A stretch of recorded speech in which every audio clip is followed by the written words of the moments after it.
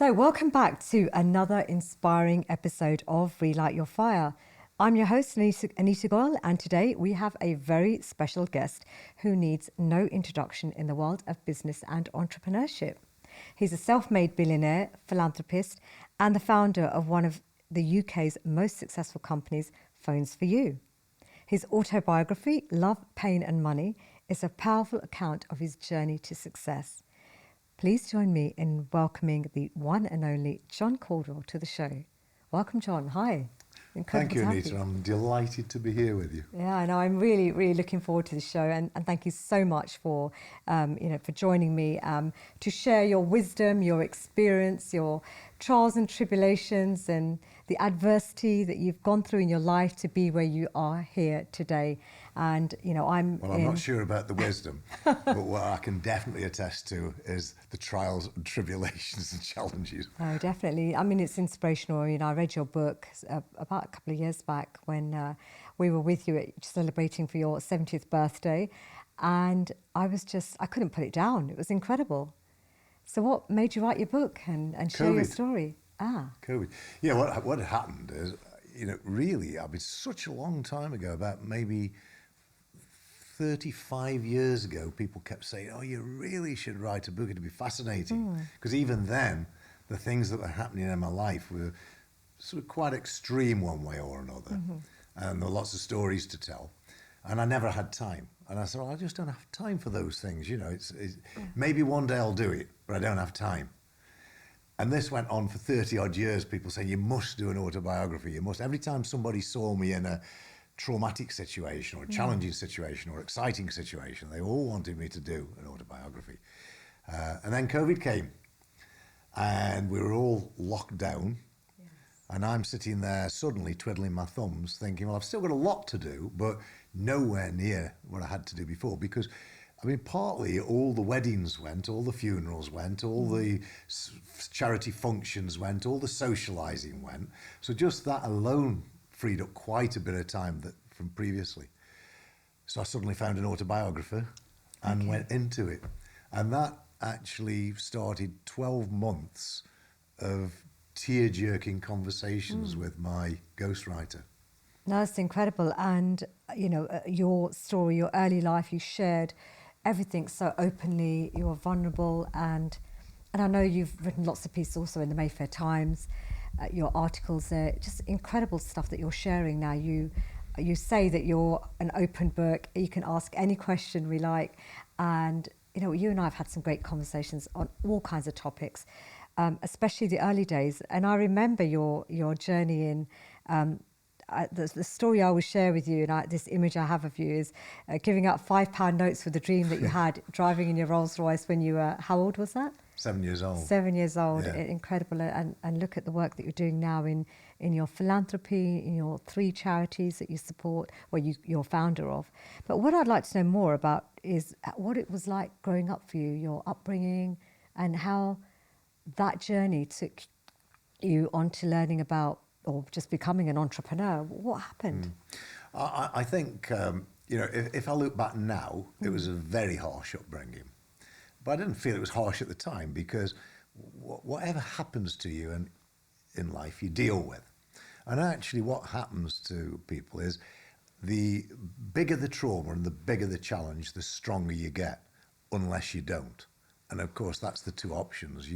It either makes you who you are, and those challenges and traumas are really, really formate who you're going to be in a very positive way, or they crash you.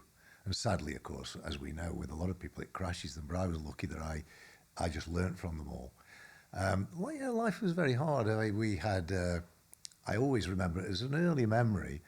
We had a iron bath, a steel bath on the wall outside, and it was very, very cold in those days. We talk about climate change, but it's real.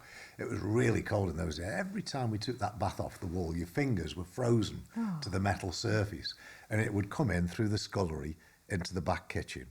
And the back kitchen would have about 3 lumps of coal on the fire. It was freezing in there.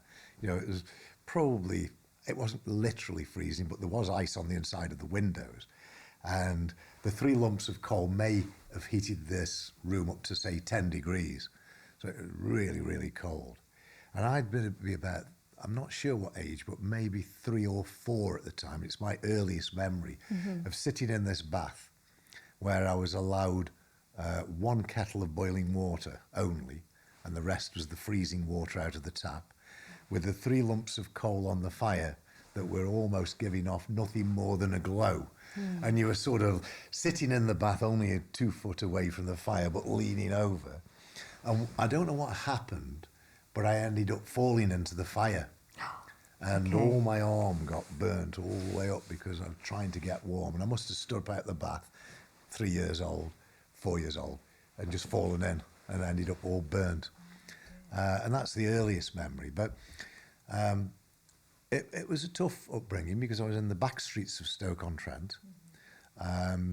It was very dog eat dog. You know, kids are naturally mean to each other in the most cases. You know, we have to train, I think we have to train young people, young children to be kind. We're doing it with our William all the time, training him that sharing and kindness and looking after people. And we've all seen children, lots of children, probably most children that show unkind traits. And I think we have to, you know, that's the job of parents and the job of society and schools to bring out the humanitarian side of young people and the kindness side. But anyway, I got bullied hugely. My mother, I got ginger hair, curly ginger hair, freckles, which makes you a target straight away. Yes. But for some reason, my mother thought it was a good idea to put me in what she called a lemon blouse and green shorts. And that didn't help with the ginger hair and the freckles. So I was bullied all the time. And I like in the book you mentioned that actually, how you used to challenge some of the bullies and with dares, and the way you used to get yourself into trouble doing that, and the injuries as well. Yeah, I was very lucky really, because I was always fairly brave. Too brave, really, and that's why I've had so many broken bones in my life, over 100. But I was always too brave. But you know, the positive benefit of being brave, especially in that environment of being bullied, is that you can then outdare the bullies.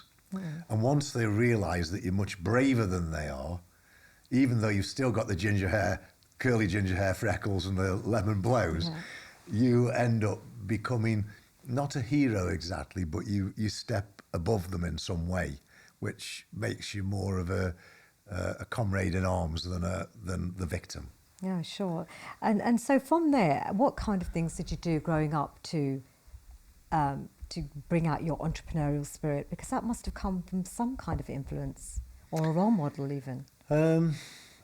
That's very, very difficult to answer, other than my grandmother always told me tales of all my ancestors and how successful they were. Successful as in they were either doctors or lawyers or farmers in South Africa or landowners. You know, they'd all got some, and mill owners in Derbyshire. Yes. So we were flour millers and bakers, and you know, we got all sorts of businesses. But all of that had completely skipped my family. But she told me all these stories. I don't know whether that inspired me or not, but long before those stories, I was always entrepreneurial. My first entrepreneurial memory, and once again, I'm not quite sure of the age, but I guess it was when I was 4 or 5, was whatever toys I'd got, which were very few, I'd put them in the backyard of our terraced house, invite all the kids round and sell my toys off. So I sold my toys off, made a little bit of money, and it was coppers, you know, and they were called coppers in those days, 1/240th of a pound, 1 penny. And I'd make these coppers, very, very little, but then I got nothing left to sell.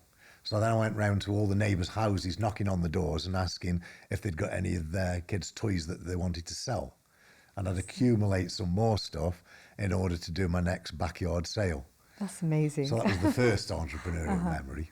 There was one other, I think, with the worms, growing the worms. Well, that was a lot later. That was when I should have known better, because then I was about maybe 15, 16, and grew these white worms, and the idea was that I grew white worms and they would be a culture that I could sell mail order to other people that could start their own white worm farm in order to feed their tropical aquarium fish. They were supposed to be extremely nutritious to the fish. So, you know, if you were a really keen tropical aquarium owner, you might well buy these cultures. And I'd got all these baking trays all over my mother's garage. And you put soil in, compost, you put porridge oats in the middle, and you started them off with this white, and then you put a glass sheet on top and a cover that was completely dark. When you lifted the dark cover up, all these white worms were on the glass, feeding off the oats and so on. You could take a scoop of those and sell them away. Well, what I didn't know, and it just caught me by surprise, was one day overnight there was a heavy frost. I came to the garage and they were all dead. Oh, dear. And so that was the end of my white worm business. You know, I always recognised the stupidity of what I'd done and analysed what I'd done. And I ended up thinking, well, this business is vulnerable to the cold. We can't afford to heat the garage. If I heated the garage, it'd cost more to heat the garage than it would to the profit I made. So that was stupid. And I recognised my stupidity and just moved on. And on to the next stupid things, which was buying embassy coupons. So I reckon embassy coupons, embassy cigarettes. Oh, okay. They had a coupon in to encourage people to keep smoking those cigarettes. Yeah. And I recognised that poor people who smoked 60 a day, I'm not sure how you smoke 60 a day when you're poor, but they were always looking to raise some money, so they would sell their coupons. So I bought their coupons at a rate that allowed me to go into the embassy catalogue to take a coffee table or another, you know, whatever gift it was, and then I'd put that in the newspaper. Well, you know, I mean, what a ridiculous business model. I'd be there every night counting thousands of embassy coupons. There were twos. The coupon was 2, and you needed tens of thousands. I'm counting all these coupons, bundling them up in elastic bands, sending off for the gift, selling the gift. It did make money, but so ridiculous. But do you know the interesting thing about all the stupid things that I did in my life, and mainly in the early days, of course, it taught me scalability, it taught me efficiency, and the learning from that, it sounds facile and simple, but the learning curve taught me that I'd got to go on to quantum leaps of difference, and everything that I did needed to be scalable, automatic, and there'd got to be a real profit at the end of it, not just scratching for coppers, which is what I did. But it seems like you were having the training to become the successful businessman that you are now, and that you've used all those skills and learning for that. In fact, when you set up Phones for You, I mean, that didn't just come about just like that. It was almost accidentally, wasn't it? So how did that? What was that like for you when you came up with that? Sort of accidental, yes, but equally no, because at the time we were selling used cars. We were pretty successful at it, but it wasn't scalable, and it really in Stoke-on-Trent relied on me buying cars at a very low price. So I'd have to go to the auctions every day, sit through thousands of cars in the hope that there was just one car that had escaped the notice of the audience and that I was able to buy at the very lowest price. And probably 80% of the time I spent at auctions was unproductive. I'd come home with nothing bought. My brother, who was in charge of sales, would say, "Oh God, nothing else, nothing again. We desperately need stock." But Stoke-on-Trent was a very poor area, and I couldn't compete with the buyers from places like London and Birmingham and Manchester. I had to buy bargains to give my customers bargains because they wouldn't buy anything unless it was. So it was really, really tough. So I was always desperate to escape the car business. Although we were doing well at it, it was a bit soul destroying at times. And so I was constantly looking for a new business model. So much so that when I was on when I was on a holiday one day and I wanted to hire a car, I ended up negotiating with the car hire guy, getting so deep in the negotiation and what price he could do for it. He ends up showing me his books, and ended up offering me a percentage share in the business, which I soon realised was not actually the right business for me. But I did end up with a low price car hire. But then, to your question about Phones for You, I was constantly looking for a different business. And I saw this guy at the auctions with one arm longer than the other. And this was because the phone that he was carrying round was about 20 kilos. Yes, in a box. But it was amazing because in the middle of nowhere, he was calling people. And it was effective. And so I thought, first of all, to really get the benefit out of my car sales business, I need one of those phones. But also that caused me to look at it as a business model. So I went on to, it took me 3 days, took my PA 3 days to find a dealer anywhere that could sell mobile phones. It's unbelievable, isn't it? That's in early 86. You could not find a mobile phone dealer. It's crazy now, anywhere. it's just, everywhere. She even went on to BT, who at the time owned Cellnet, and BT knew nothing about Cellnet. They didn't know it existed. And eventually, anyway, I found a dealer, and it was the Motorola 8000S I wanted, which was really the very, very forerunner of the small phones, but it was still like a big brick, but it was the forerunner. And one of those was £1,600, and I said, well, what price for two? Because I thought I'd probably get one for Brian, and two were £1,350. I thought if they're going to drop in price that quickly on such an easy question, no negotiation, there must be a lot of margin in them. And that caused me to get Motorola around and set the business up. So I ended up 3 months later buying Motorola's biggest job lot, which was 26 phones. And they took me 8 months to sell. 8 months to sell 26 8 months phones. to sell 26. And when we sold the business, I was selling 26 every minute. That's an incredible difference. Incredible difference, yeah. That's awesome. And from there, with your billion-dollar empire, which it became, what were some of the key strategies? Pounds, please, not dollars. Oh, dollars, pounds. We don't want cheap. Sorry. We don't want cheap currency. What were some of the key strategies and That was a decisions? showing off thing, but it wasn't really. It was just a bit of fun. Yeah, of course. That what helped the growth of the business? So, what key strategies did you put in place, and decisions that you made that may have seemed quite harsh at the time, but were innovative for the future, and help you to really grow, expand, scale? It's very difficult to answer that because it's thousands of 1 minute decisions, thousands of 1 minute managements. But I was very harsh. And I don't say that in a proud way. I was too harsh. And it's difficult to explain, but, I'm at the start line of a marathon and I've got to beat every single person in that race. And I've got to do whatever it takes to get to the finish line first.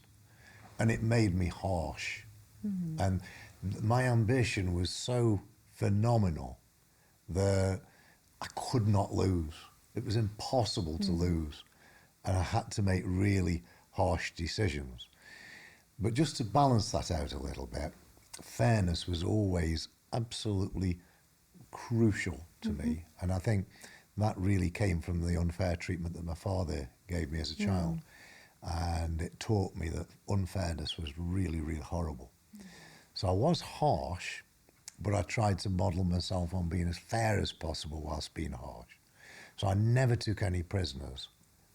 It was a tough environment working for me, but I tried to be very fair. I was always inspirational, always gave people the opportunity that they could grow as fast as they possibly could, and that they could become wealthy as a result of working for me, that they could have a great career, be part of the world's most successful privately owned enterprise, and be proud of what they did. But if they couldn't step out up to the plate, they were very, very soon encouraged out of the business. And sometimes, unfortunately, in my own opinion, too harshly. I'd love to hear an example of somebody, a success story that was so inspirational in your business and was able to come up and develop and grow, but in all areas of life. There's a great one of that. There's a great one, and I don't think he'd mind me mention his name because his name's Gareth Jones. And I did a BBC 2 Trouble at the Top, They did Trouble at the Top Organisations in Difficulty, and they interviewed the chief executive to see what the trouble was and how do they put it right. Now, I hadn't actually got a trouble characteristically in the way that programme was meant to be run, because I hadn't got a crisis to resume. What I'd got was the trouble of finding star amazing people, and I couldn't find them. Like nobody can find them, because, you know, amazing people by definition, I was going to say like rocking horse shit, but I don't know whether you want that editing out on your programme, but, you know, there's not much rocking horse shit about. Yeah. And there's not many amazing people. And that probably goes against what I should be saying from a pure point of view of socially, you know, correct. But amazing people are by definition rare. And I needed amazing people if I were to grow the way I wanted to. Yes. So I did this programme with BBC, and I said, well, we're going to have to get thousands of applicants. And they understood that and agreed. I paid for all that advertising to get the thousands of applicants. We got the 1,000 of applicants, and by that time I'd got my own in-house recruitment company with 50 people in it. And no, it wasn't 50 at that stage, but it became 50 people. And we recruited, we interviewed all these people. Most of the CVs just got dismissed straight away, but a few gradually made it through. So out of the I think it was about 1,400 actually applicants we got for this. It was sort of John Caudwell's Apprentice, you know, and it was actually the forerunner of The Apprentice in a way. Right. But this was real. It wasn't people who were star hungry for TV or had got alternative motives. These were people who really wanted to succeed. And we eventually got down to a point where I didn't see any of them. My team gradually whittled them down. It escalated from the HR director through to my senior directors and through to me. I eventually, for the TV programme, interviewed 3 of them. One girl didn't know what I wanted and was really unscrupulous, and I tied her up in knots because I led her to say that she would stab anybody in the back to succeed, and led her down that path, and then said, so you wouldn't really mind what you did to somebody as long as you win? And she said no. And I said, well, do you think I want that? She said, and then because I've asked the question, she hesitated. And I could see her eyes sort of then suffering self-doubt. And I said, do you think I want my reputation damaging by you actually doing anything to anybody that you think is wrong? And I gradually questioned her down that way, and she changed her tune. I said, oh, well, I'd always be careful and I'd always be fair and reasonable. But it wasn't her. I knew she was by that time. And she went out of the room in tears, filmed on the TV, in tears, because she desperately wanted the job. But she would have been a fiasco. She was utterly, utterly ruthless. People have said I'm ruthless, but ruthless is actually stab anybody in the back to succeed. I'll never stab anybody in the back to succeed. I want to succeed by being the best and by driving forward. So and she by went, being first as well, in so much in what you've done. Just driven fast first, and you know, and commercial intellect, making the right decisions. But we got down to the last 2. And one of those was very good, but not good enough. But I did give him a job working in the charity in Caudwell Children, and he was quite successful in that. But the other guy became my protege, and he was brilliant. He was ex-graduate, only 21 years old, a little bit arrogant, but I challenged him endlessly on his arrogance, and I said, arrogance and ego are disastrous. I don't want any arrogance in my bit. He said, I'm not really arrogant. He said, I'm just really so confident I'm coming across as arrogant. I said, okay, well, you know, anyway, he got the job, and I put him in one of my challenges in Phones for You, working directly to me, not to the MD, directly to me. And he shot the lights out at every job that I gave him, and he became my absolute star protege. Grew up through the enterprise in the few years that he was working for me to a director. And then, of course, I sold the business, and he was absolutely gutted because it loved working for me, and his career was his career was unlimited. But he went on to be a chief executive of, I think, a public listed company and became very, very wealthy. And when I went back to him some years later for another enterprise, he was out of my reach. You know, he'd already made amazing success of his career and is to the day. And that was my biggest success story of turning a young person to an amazing star. I love that story. Thank you for sharing that, because sometimes as a leader, I'm always looking for the best team. No, we say that to my team. We've got to be the best. We've got to be the best, because there's so much to do in this world. There's so many different things and projects that we want to do, as you know, especially in our philanthropy. And we've been really fortunate enough to join you, John, on that journey, and how you've inspired us with your work around your charities and forming the Life Changers Circle. We've been with you for now 2 years. It's been in the Life Changers Circle.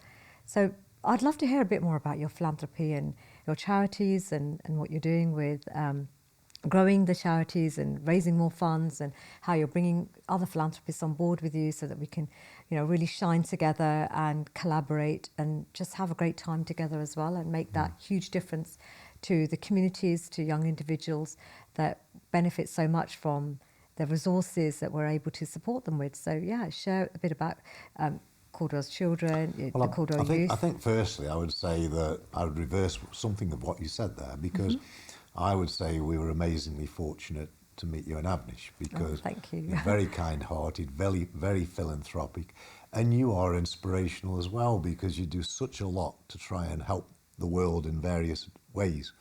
So I think maybe we could compromise and say we were both very fortunate to meet each other and have similar views on what needs doing in the world. Of course, I'm quite outspoken and extreme, because I hate things that are not going well for the country and for the people.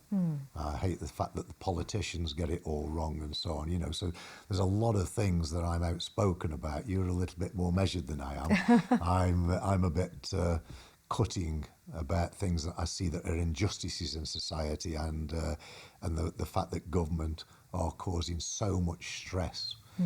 I know that's not the question you asked, but if you want to talk about that, I'm very happy to do so.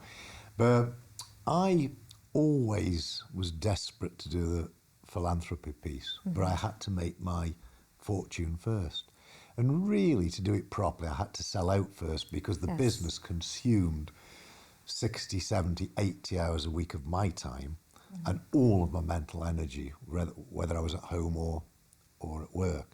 So I couldn't switch off for a second, because the communications business, through the mobile phone business, was really, in the early stages, like the Wild West, everybody trying to kill you. I mean, literally trying to kill you. Not well, in one case, physically as well, not in my case, but there were people who had their life threatened by people that got into it. It was a horrible area to be in, actually. I was on the edge of my seat all the time with manufacturers trying to finish me off. And of course, always you've got your competitors who are trying to beat you, but you've got the customers that you're trying to win. So it was a real tough battle. So the philanthropy, whilst I did some, had to take second place. But one of the reasons I sold was to do more on my childhood vision, of making the world a better place and doing something. I mean, that was a somewhat ridiculous concept, driving around in the back of a Rolls Royce giving £5 notes out. It was just what that 7-year-old saw as where I wanted to go. And of course, it was nothing like that in the end. It was about making children's lives better and ideally curing their illnesses.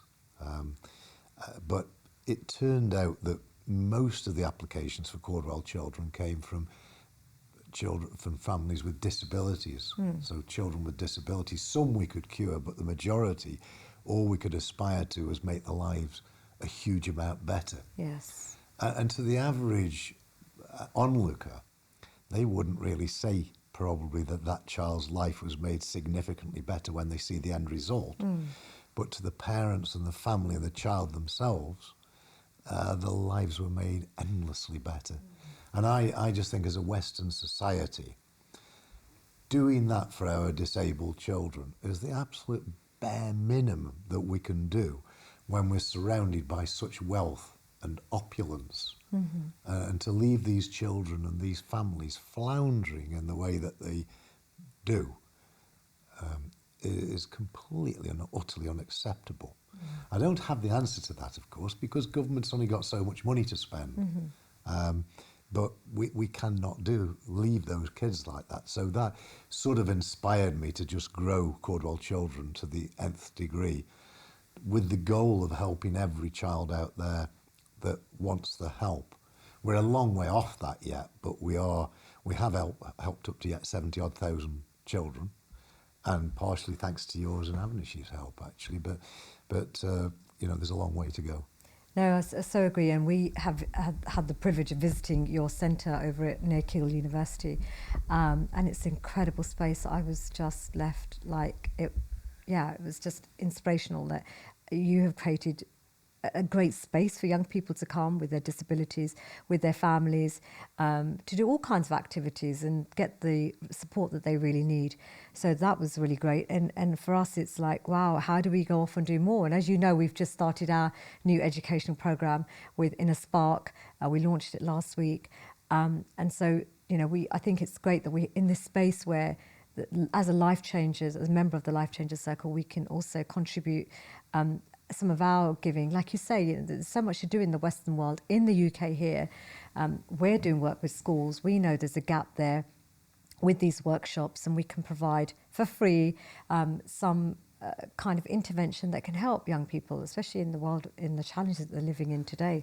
I think our challenges are very different when we were growing up, John, and certainly hearing your story from when you were growing up, they were probably even much more. I think when I was a child, we had central heating, and it was different. It just been, my father and my uncles, we all lived together in this house in East London, and they were plumbers. Only the mega rich people had that when I was a kid. Well, they were all plumbers, and they all managed to, get together and put central heating in the house. So, we were really quite lucky back then. But, we still had a very challenging upbringing as well. But on that note, you then decided that charity and helping others is something that you wanted to do. You set up the Life Changers Circle, and a shout out to Joanne, who's incredible. She's, also inspired her with her own personal story around autism and her son. And then we joined up, and we have met some magnificent people who have, become really good friends. And also being here in your home, John, thank you so much for inviting us to your home to do this podcast as well, because it's just an incredible honour to always come here and be with you, spend time with you, and also with the other Life Changers Circle members, as well as other people that we're also trying to bring on board and say, join us. Because when you join a circle like this, you have access to so much more. It's not just about, it's giving your money. It's also learning about charity and learning about some of the projects that other people are doing as well, because you can work in silos, almost like you said. The phone company, BT didn't know about the other phone company, and that can still happen now, even though we have access to social media and the internet. But still, the world's a very complex place, isn't it? Yes. It's very, very complicated. But and one of the big problems is there are not enough philanthropists. Unfortunately, there's a lot of rich people that think about avoiding all the taxes. Yes. And I'm not very popular in Monaco because I say this, but of course not everybody who lives in Monaco is there to avoid tax. It's a beautiful place to live. I was living there for 6 months, and I was the only guy living in Monaco who paid English taxes, because most of them try and live in the UK and pay no tax. So what's your view on that in terms of living here and contributing to the UK? Look, not everybody's the same as me, and I was going to say unfortunately, but that sounds too conceited. But I just think if you've made the money in a country, you should pay the taxes in the country. I think it's your moral obligation. But as we know, there's a lot of people in the world immoral. You've only got to look around the world. You've only got to look what's happening in Palestine and Israel, and look at what's happening in Ukraine and Russia. Kim Jong-un, you can list all the dictators around the world and see the immorality, the illegal behaviour, the devastation to humankind. But I just try and influence in whatever way I can. So the Giving Pledge is one of the ways I try and influence the very wealthy to join the Giving Pledge to give at least 50% of the wealth away during or after the lifetime. You know, it isn't even painful. I mean, I've pledged to give 70% away. Yes, I saw. But Yes. it's not painful because I'm still a billionaire unless I give it away in my lifetime. If I give it away after my lifetime, well, what have I given away? I've given away nothing, and I don't need all that money for my children and my descendants. You know, it's, in fact, quite the reverse. I really don't agree. It's a personal choice, but I personally don't agree with leaving vast empires to your children.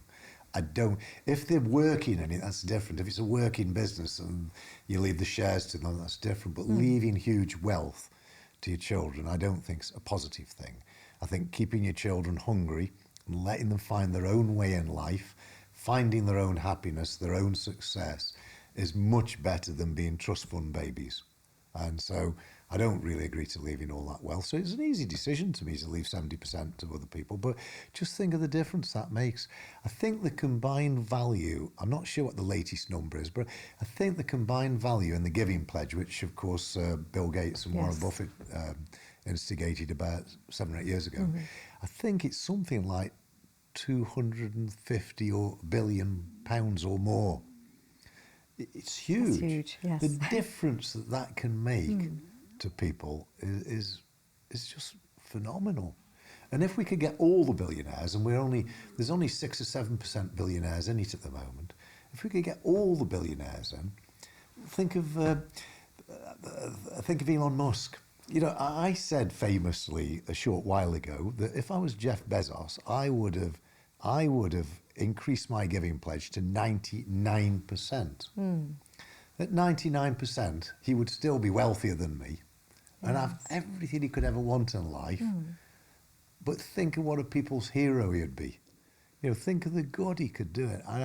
And I just find it puzzling that people don't want to do that. And I suppose it's just my own personal makeup and viewpoint. But my feeling about life is I could go out for an expensive meal. I can build these, you know, like One Mayfair, these amazing projects, Caudwell Marine, all these amazing business things that I've got on the pathway to do at the moment. And they give me a satisfaction and they give me a pleasure, but it's not actually the pleasure spiritually that helping people and knowing that I'm transforming people's lives and changing their lives forever. And I don't get many thanks for that. And I don't look for them. I'm not bothered. I don't do it for thanks. I do it solely for that personal pleasure that it gives me, and also feeling so sorry for especially these young kids that are born in such devastating circumstances. But occasionally, probably once every month, I meet somebody who I just meet them anywhere, you know, and I've helped them, and they come to me and they say, you know, give me thank you for what they've done and tell me how much it's changed their life. And it just motivates you to the nth degree to know that you have to do a lot more. And I wish I could get every billionaire feeling that feeling. And of course, I'm not just talking about billionaires, I just was talking about the Giving Pledge. Yes. But I encourage everybody to be philanthropic in whatever way they can, because everybody could make a difference. Even Christmas, you know, I'm the sort of oh, here we go again. What's the Christmas this? Yes, I'm the Ebenezer Scrooge. I'm the doomsday person of Christmas. And I have this conversation several times a year, especially at this time of year when Christmas is coming. Do you love Christmas? Well, I love getting my family together when I can, but I passionately hate the commercialism of it. Everybody running round buying presents that nobody wants. And giving all these presents and maybe spoiling your children. I mean, spoiling people's great, but it should be focused and targeted. And I constantly say, look, if we just forgot Christmas and made it a time to help somebody, to find some old age pensioners locally who are in devastating condition, and to do a Christmas lunch for them. And I don't do this, incidentally, so I'm not practicing what I preach. It's just the way I feel. Yeah. I can only do so much, and you're giving me ideas here, John. You know Christmas for me is my family. Well, I have been looking for 2 or 3 years with Joe now about launching a Christmas something special for the homeless people at Christmas. I haven't come up with the formula yet, and the operation to do it is immense. And I can only do so much because I'm stretched endlessly on my philanthropic ventures. And there's so much to do for so many people. But how much more rewarding would it be than seeing my kids open 20 presents? All the presents are boring, but the cardboard box is amazing. Yeah. And I spent all that money. And how much more amazing if I introduce my young children to a couple of pensioners who perhaps come to my home and join me for Christmas lunch. And I don't know why I haven't done it. I suppose it is just that I'm so stretched. And, you know, you've got to come up with the idea and implement it. Definitely. Coming up with ideas and implementing it is exactly what Evnish and I love about you, and just doing it, because sometimes if you think too much, you can talk yourself out of doing something. And I see that's well, I do have to do that though. You talk yourself out. I have to talk myself out of doing things, because my life would be living hell if I did. You know, if I followed my heart, I'd have no life. And I've got two young children. I have to try and divide it up reasonably between my businesses, my family and social life, and charity. And that's really a really huge challenge. And what is family life like right now? Because it's changed over the years so much. From tough. Yeah. Very tough. So you've got two very, very young children. Isabella is 8 months old now? Isabella's 8 months old, and William's now 32 months old. He is dynamite, a huge challenge that we have to work really hard to try and influence him and help him to be where we want him to be. And Isabella's a nighttime growler. Now, this is partly due to Modesta, because she's breastfeeding and going to carry on for another few months, but she won't let me sleep train the baby. She said I'd be too brutal. And I said, I won't be too brutal. She says, you'll scar her for life. I said, I won't. She said, you'll leave her crying. I said, I won't. She says, you'll fall asleep. I said, I won't. Well, I might, you know. But I said, look, I'll just put her in the cot. You'll be at the other side of the house. You won't hear her. I'll put her in the cot. And if she screams too long, maybe 5, 6, 7 minutes, I'll go in, just tuck her in and calm her and leave her again. And I did it with William. It works beautifully. Yeah. And I said, then we can get a night's sleep instead of you breastfeeding the whole night. Right. As the little growler growls. And she does, she goes, "Arr!" Oh my God. Oh no, not again. So she's up all night. She's done me a great favour, because by 4 a.m. of listening to this, I'm fed up. So I get up and I go to the gym for 2 or 3 hours. I was coming on to that. What's your lifestyle like? Well, that's it. With a gym. I regularly get, many weeks I only get 3 hours sleep a night. But the good side of that is I'm in the gym for 5 a.m. I've done 2 or 3 hours work before I get in the gym, before I start work.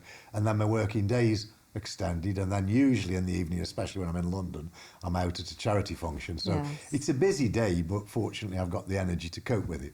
And how else do you get your energy? There must be some secret formula, John. I know you say you sleep only 3 hours, but there must be more. I know you're really into your nutrition. You take supplements to help support you. And when I watched Blue Zones on Netflix, amazing, I think it's a 6-episode series, incredible. And I just kept thinking of you all the time, because Ben, who produced this program, he also wrote the book, author of the book, Blue Zones. He rides a bike, and I think, that's John, that's the secret. But honestly, could you share with our listeners? I'm sure they'll find this extremely valuable. You look amazing, you're super fit, and you do so much to support you in your life. What's it like for you in terms of your routine, your rituals? Well, I was unfortunate. Well, I was in some ways really genetically gifted. I was gifted with a huge resilience and huge energy. And people say, did you have much luck in life? And I said, no, because I could actually write a book on all the bad luck I've had. But the huge luck that I had was being born with certain gifts that are really important. But on the other side, I was born with genetics that are not very good, because my father had a heart attack stroke when he was 50. Yes. His father did, and his father did. And that was my pathway. And the genetic profiling shows that same tendency. But it made me very focused on health. And I study every day It's usually bedtime studying or in the toilet in the morning, even in the shower. You know, I'll put my iPad in the shower and watch a video on oxidized low LDL cholesterol or the effects of homocysteine on the body. And I study endlessly medicine, endlessly, in areas that are colossally important to humankind, not just me. And I come to various conclusions. The number one conclusion, and I reached this conclusion years ago, but it only gets reinforced, is that sugar and carbohydrates are devastating for the human body.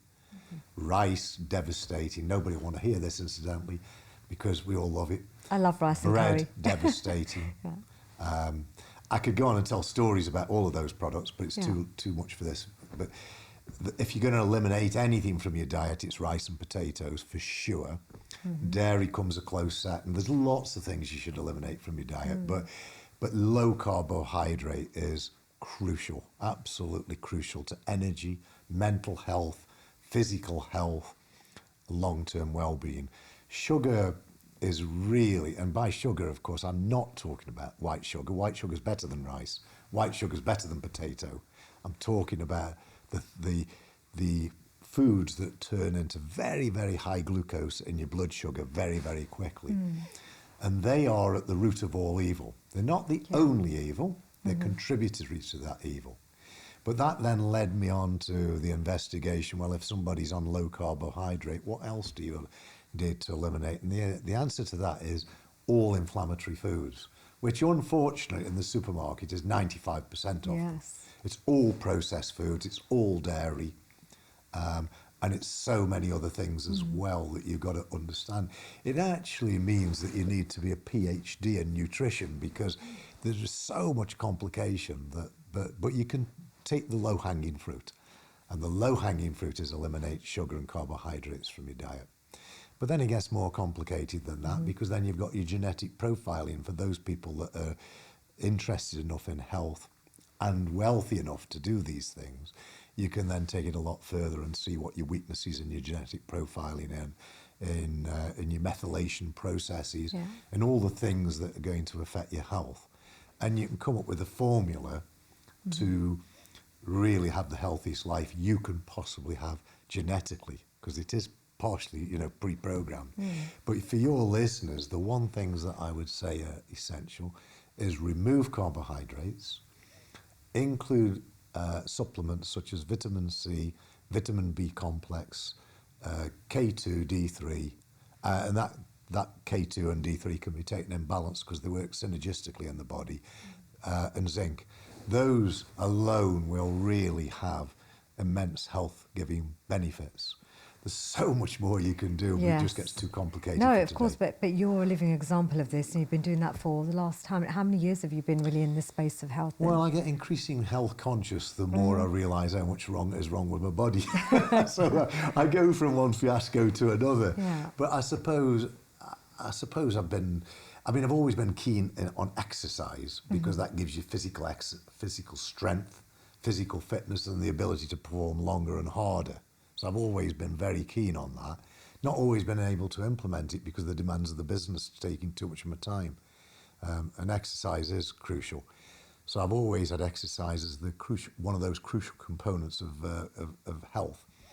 But as I found various things wrong with my body through really being fascinated by the human body, I then started implementing different regimes. I almost feel like you should have been a doctor. It was my ambition to be a brain surgeon. That was my ambition. But everybody said, well, with hands like those, how are you going to play about with a scalpel in people's brains? Well, it probably doesn't matter because it's all automated now, isn't it? But commercialism and building businesses just became so compelling that I couldn't even think of going to university. I ended up giving up A-levels after 3 months because it just felt pointless when there was this huge commercial drive to be successful commercially.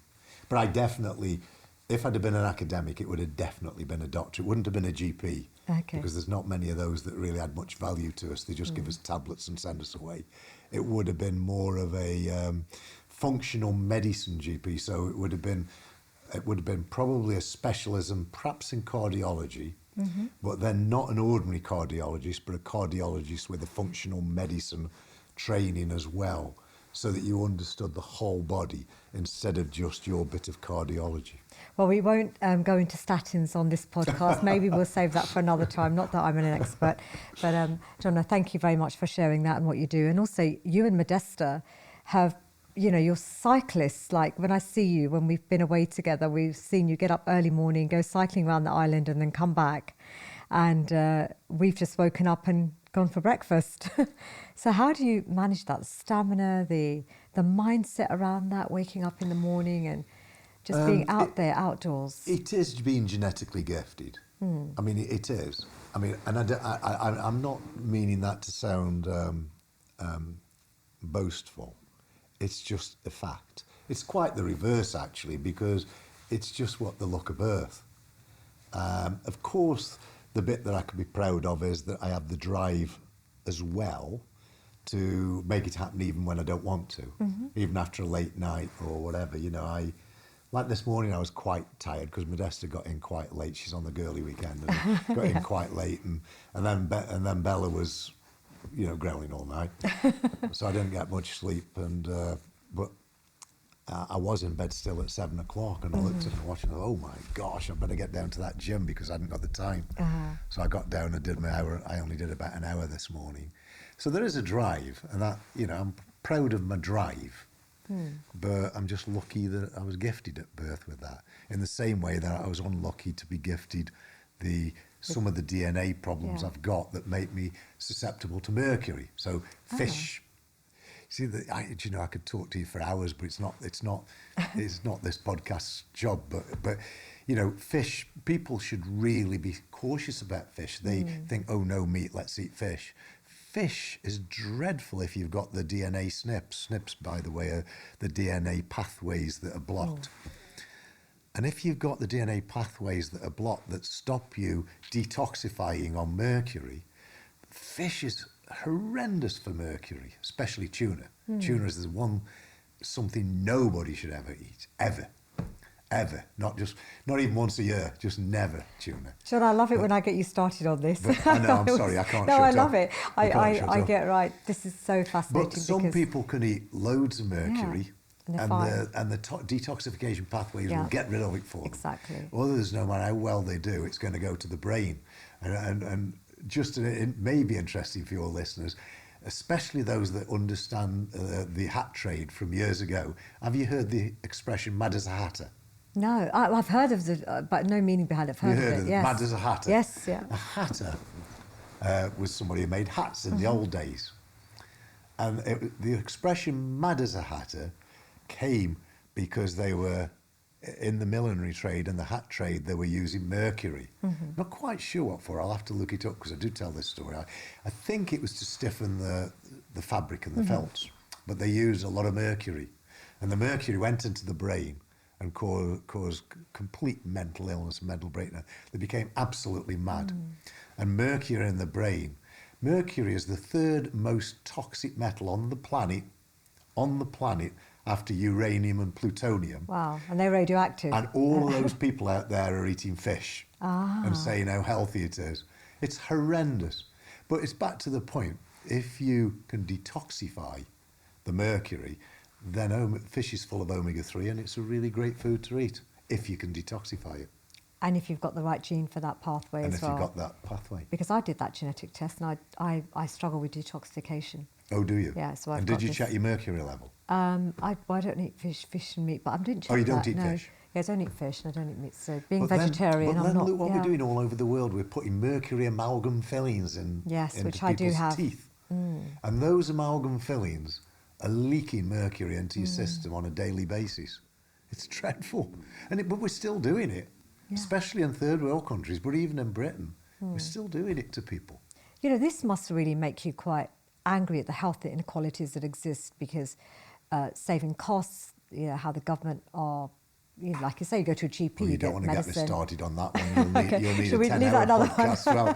Well, We'll skip that. You know, it does make me angry because there are so many people out there that the health service don't screen.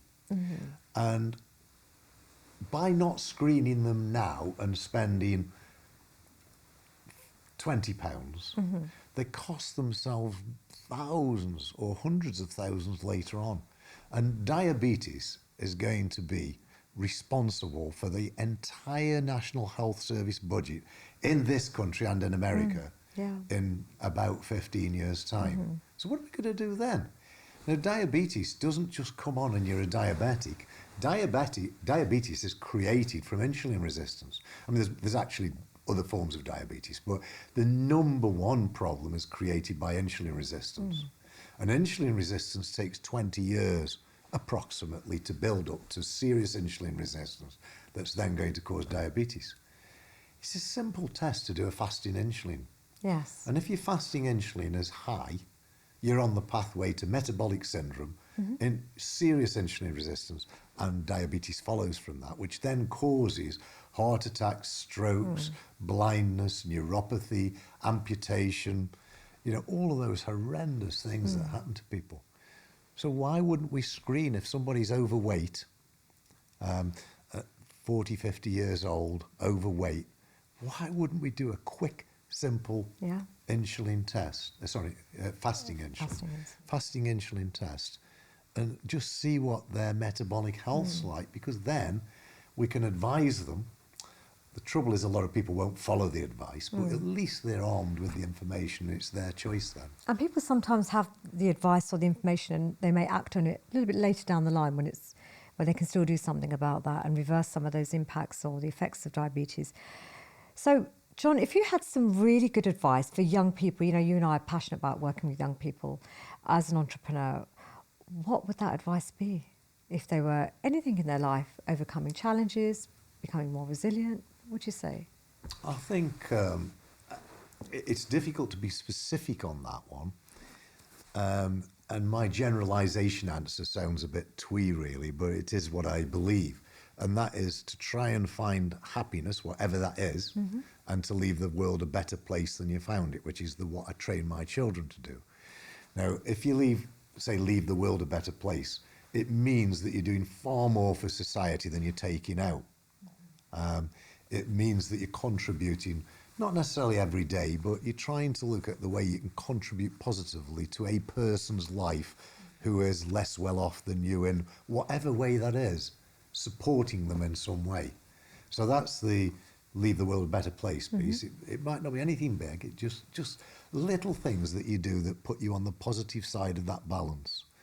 And then the other side, happiness, that's much more complicated. It's whatever happiness means to somebody. If I would have never been happy unless I'd been this successful. It sounds a bit shallow, really, in a way, but I was just pre-programmed at birth to do what I did, and I could not have been happy. I would have never rested till I achieved the level of success I did. Funnily enough, though, that ran out. You know, once I'd made quite a lot of money, or I suppose, you know, a huge fortune, really, but I was never interested in being one of the world's richest men. I lost the interest because I thought, well, it's shallow. And I thought, well, I've done enough, you know, in business, I've done enough.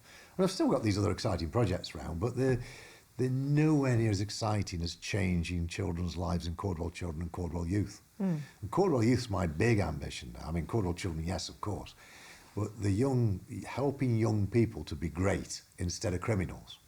You know, Caudwell Youth helps anybody from 11 to 24 years old who is identified at being at risk from mental illness, at risk from criminality or criminal persuasion, or drug abuse or drug dealing or sexual abuse, anything that's going to spoil a young person's life.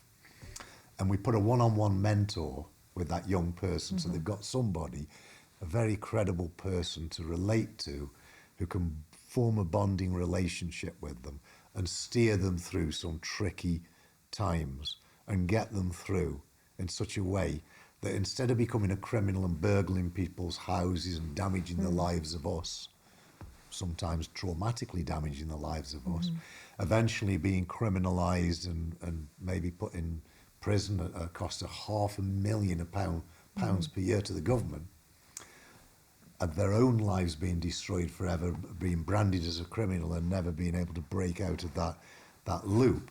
Instead of that, we just spend a few pounds up front to change that child's life. And I launched this charity a year ago. We've helped 150 children up to yet, which is nothing, but it's from a cold start. So I don't want to leave that as nothing, because what the team have done is amazing, but it's nothing in compared to what we have to do, and the team know that. Yes. Because we have to go national, and I don't know how many people in the category that we could help, but I suspect it's over 10,000. I agree. So we've got to go from 150 to over 10,000. The cost of that is tens of millions. It's probably getting on for 100 million. I will continue to pay all the operating and administrative costs, which is up to 1/3 of the money they raise externally. So if we achieved that, I'd be putting 20 or 30 million pounds a year into it. Yes. But we'd be transforming society, because that 10,000 young people that come, they won't all come through our mentoring, of course, but a huge percentage do. We've already got statistics on that. And we'd transform society, the criminal side of society, the messy edge of society where it affects people's lives negatively and costs the government billions. Yes. And for a small amount of money, relatively, we can save the government billions. I love this. This is just the kind of thing that really excites me, that there's people out there that care about some of these challenges. I found it compelling. The person that came to me on it came to me through LinkedIn. And normally I sort of ignore everything because I can't afford to get involved. I just cannot do it physically and mentally. Yes. But this lady put the proposition to me on LinkedIn, and I always read through, and it utterly bit me. It got me instantly, and I thought, well, this I've got to look at. Hoping that I would find a dead end that was not worth pursuing, because I just can't afford any more stresses and strains in my life. But it was so compelling, I had to do it. So here we are with Caudwell Youth now. Well, this is exactly, I had a message from, I think I'm also on that journey now, just by being approached by a former colleague of mine. Yeah. And I think, God, there's so much to do, isn't there? There's so much work to do. Much to do. So, but I'm on it. I'm going to take this challenge up, and we are going to create something amazing together. So we've talked about what's next for you. You said Caudwell Youth is next for you. It's really big, and it's an exciting chapter in your life right now. You've also got business goals as well. So you've got one Mayfair now being built and coming up very soon. I've got one Mayfair, which, typical to my sort of style, I bill as the world's most prestigious apartment block. It's not a sort of unsubstantiated ambition, because I boil it down to London is the most desirable capital in the world, that Mayfair is the most desirable part of London, and that Mayfair Village is the most desirable part of Mayfair. So straight away I say, not everybody will agree, but I say that my location is the best in the world.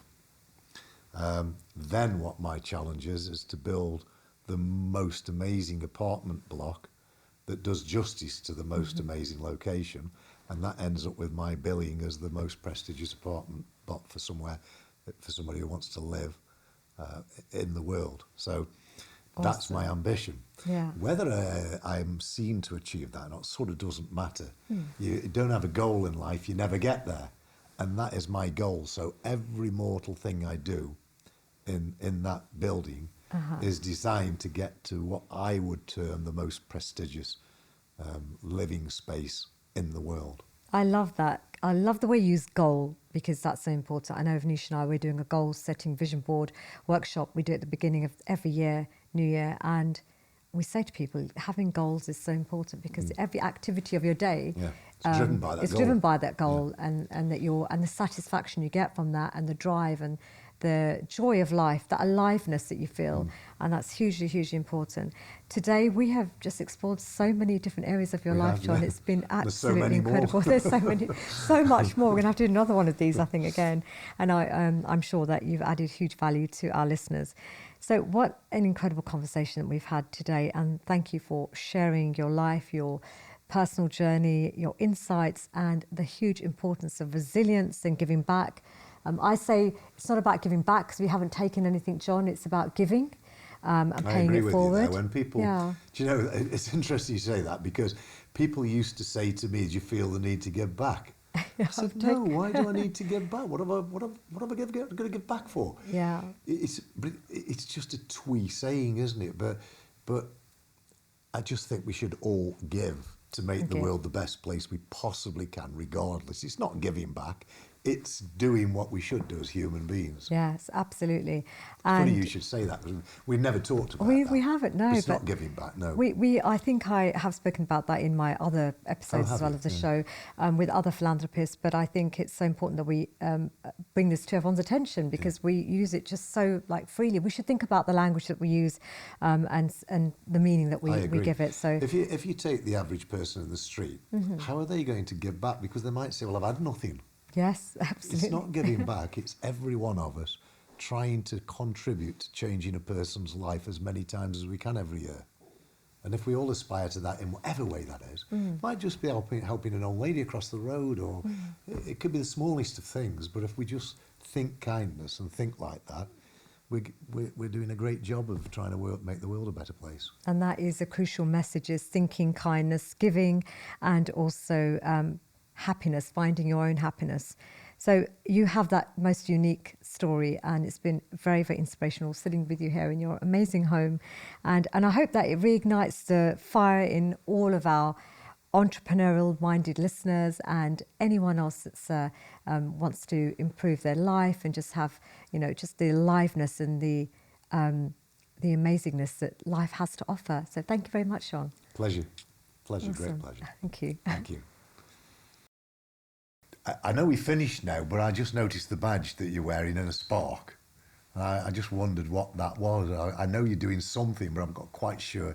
Could you just say briefly what that is? Yeah, absolutely. I would love to share about Inner Spark. So this also came about during COVID. I wrote the programme on personal development workshops because as a former teacher, John, I share some of my teaching experiences with you.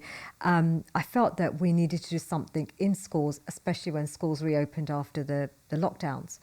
And we have amazing facilitators that go out into schools, and these are free workshops for schools that are particularly in disadvantaged, deprived areas, for the whole year group, the whole school, to learn about how to build their mental resilience and how to have some life skills to help them overcome some challenges, and how to really take their life to the next level, and what kind of mindset they need around. Oh, wonderful, yeah. That's amazing. That. So that's what we're doing. That's amazing. Yeah. You know, for some of those kids that you're trying to inspire, some of those would naturally be young people that Caudwell Youth would need to help, would be identified. But there's quite a synergy there, actually, because you're inspiring the masses.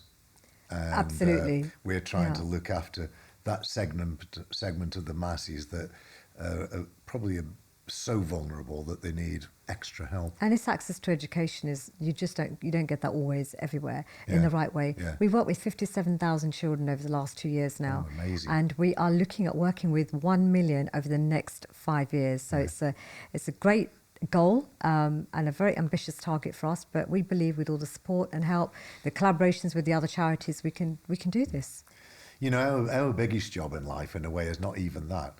Our biggest job in life, and I say our because I do mean you guys as well as me, because I think we're so like-minded, is to try and inspire those other people, those wealthy people especially, to just do more. 100%. Oh, thank you. And we're trying. Yes. Yeah.